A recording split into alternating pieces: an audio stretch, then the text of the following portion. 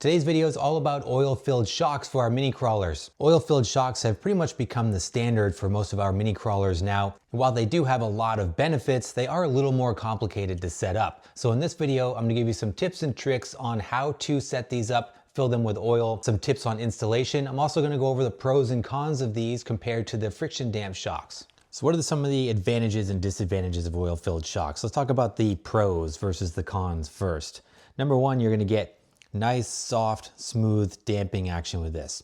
See, this is an oil-filled SCX24 shock. When I press down on it, you see that rebound is slow and controlled. Compare that to a friction damp shock. Much more of a bouncy, springy recoil because that's all it is. It's just a dry piston and a spring that's giving you the damping. You want to see this in practice here. One of the only actual friction damped SCX24s I have left is this Betty, but you can see how bouncy and springy the ride is. Compare that to a Lexus GX470 here with the oil-filled shocks. Much more planted, no bounce there, there's less body roll. It just gives you an overall much more composed driving feel to it, gives you a more scale look. You don't get this bounciness with the body. It also helps keep the truck settled. So you can imagine if you're driving over obstacles, you're getting that bounciness from this. It's difficult to control this. That rapid recoil and the springiness from the friction damp shocks can often unsettle your truck as you're driving over difficult lines. You get a much more planted, predictable feel and driving experience with the oil-filled shocks. You also have much more in the way of tuning and customization. So with the oil-filled shock, you can really dial these in much more so than with a friction damp shock. And that's because the different weight of oil can have a pretty dramatic effect on how your shocks behave. So in addition to your spring rates, which typically all you have in friction damp shock is you have a spring rate, and you also have your preload adjustment here where you can twist this collar to tighten your spring on the shock shaft here. You also have the oil weight that you can play with. Now there's a ton of different shock oil weights that are available, and this really allows you to play with and fine tune your truck. What I most commonly use here is a 20 weight. I've got some 15 as well. So the lower the weight of oil, the less damping it's gonna provide. And the higher the weight of oil, the more stiffness you're gonna get. It's gonna be thicker oil, so when that's compressing inside the shock body, that thicker oil is gonna give you heavier damping. It's gonna make your shocks stiffer. Now by manipulating your oil, you can put heavier oil in the rear if you've got a lot of weight in the back, or if you're experiencing torque twist, you can put different weight in the rear corners or the front corners. You can really dial it in by using different weights of oil.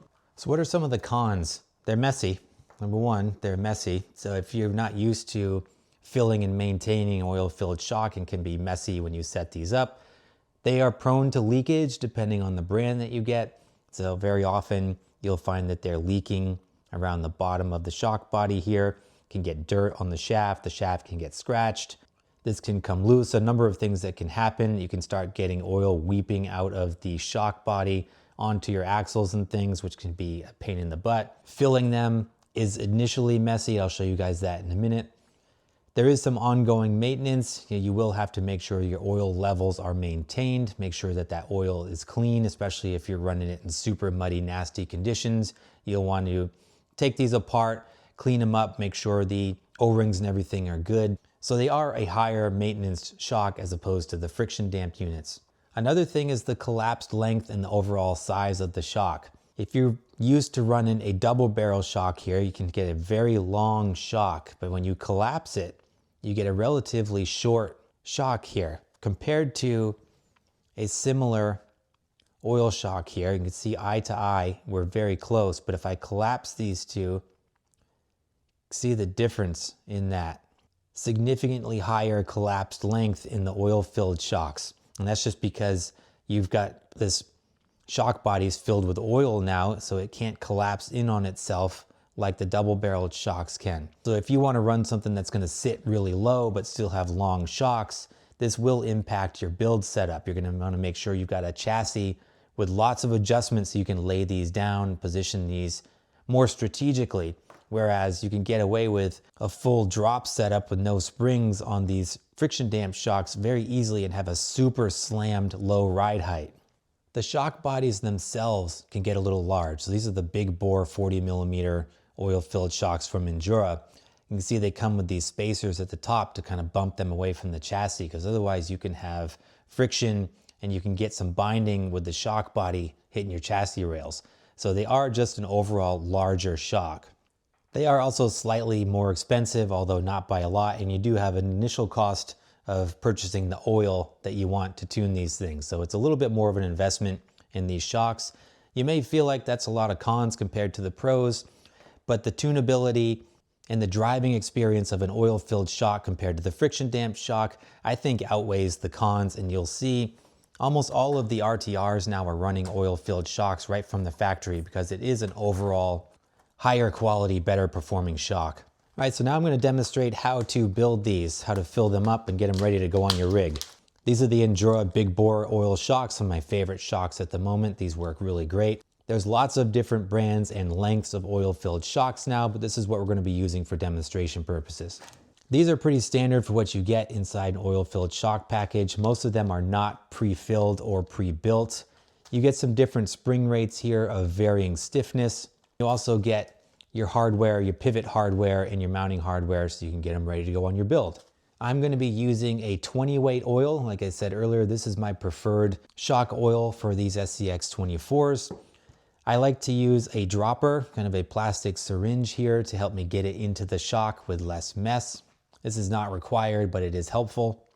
I'm going to be using these hide wipes from CowRC as well. These are great, but it's not necessary. I would recommend you get a paper towel so you can hold the shock and get ready to clean up the oil as it spills out the top, which it inevitably does, as you will see. All right, let's do this. So I've done 3. I'll do some demonstrations for this last one here for you guys. Now, the first thing I'm going to do, I take the spring off of this so that I can easily move the piston up and down and it won't spring away from me. Because when we fill these, we want to make sure when we put the cap on that we fully compress it. So I've taken the spring off here. I'm going to unscrew the cap.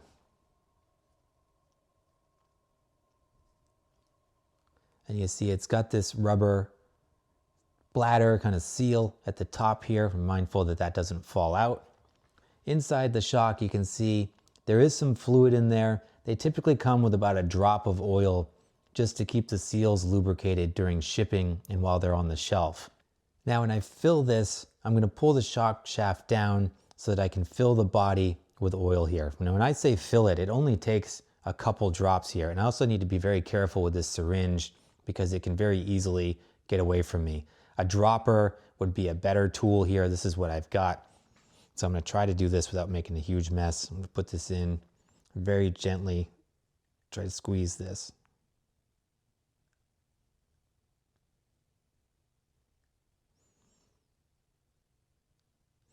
So I've got the shock filled, almost too much, had some overflow there. That's why you want a paper towel or a rag here just to clean up any overflow.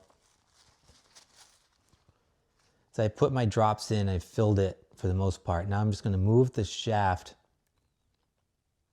through the cycle. And the idea is to get as much air out of here as I can. I don't see any air bubbles coming out of here. Sometimes you'll see kind of a frothiness at the top with the oil, especially in larger shocks. Larger scale shocks, I would typically let them sit for half hour, 45 minutes to let all the bubbles come up to the top. I don't find that's necessary with the small ones. These ones look pretty good. As you can see, it's nice and clean. Now I'm going to put my cap back on, leaving the shock compressed. I'm going to hold that there. I'm going to put my cap on here. I'm going to hold it with my wipe. This is going to get messy. You'll see I have a little hole there in my cap, a little bleeder hole there. And we're going to get some fluid coming out of that as we tighten it. See that? And that's good. Make sure that's nice and clean. Don't over tighten this as well because you don't want to damage that rubber bladder and that rubber seal that I showed you earlier. Doesn't take a lot of force to tighten these. So you can see we got nice feel to this here. I'm going to put my spring back on. I'm running the softest springs that come with this that I typically do. But if you had a heavy truck heavy hard body, you wanted that extra damping from the springs, you could utilize some of these stiffer springs, but I'm using the soft springs here. That's plenty for me. And that's it. Feels great. Now we're going to put our pivot hardware and everything in, and we'll put it on the build. So as you're building these for your pivot hardware, this one with the kind of elongated end, this is going to go on the top. There's another trick for you guys. If you have trouble putting your O-rings on these little pieces, you can take a pair of tweezers here, take your little O-ring, put it around the tip of your tweezers. Then you can open it up and put it over your pivot ball. It's like that. I think these ones go on pretty easy, but some of them I've experienced are a nightmare. Then we're going to put this through. I'm going to put one more O-ring on this side to keep that piece of hardware in there.